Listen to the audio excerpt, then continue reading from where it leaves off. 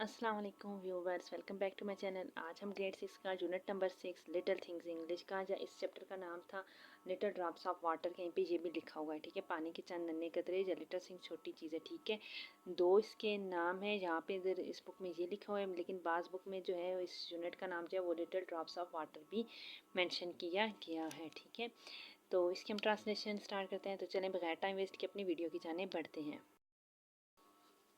Little drops of water, पानी के नन्हे कतरे। लिटिल ग्रेन्स ऑफ सैंड, रेत के छोटे ज़र्रे। मेक द माइटी ओशन, बड़ा समुंदर बनाते हैं। एंड द प्लेजेंट लैंड, और खूबसूरत ज़मीन बनाते हैं या वादियाँ, ठीक है।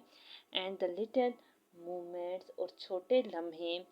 हम्बल दो दे बी, जिनको हम जो है वो मामूली समझते हैं या जिनको मामूली समझा गया।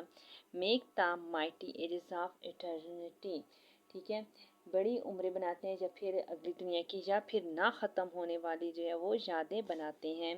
इटर्निटी का मतलब होता है ना ख़त्म होने वाली, ठीक है। लिटिल डीड्स ऑफ काइंडनेस, मेहरबानी के छोटे काम।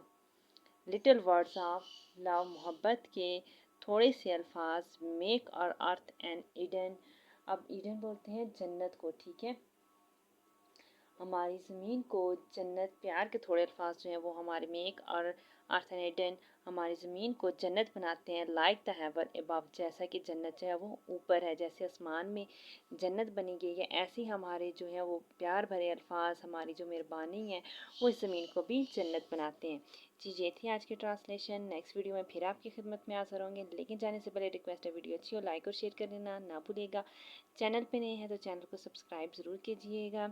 नेक्स्ट वीडियो में फिर आपकी खिदमत में हाज़िर होंगे, तब तक के लिए अल्लाह हाफ़िज़, अपना बहुत ख्याल रखिएगा।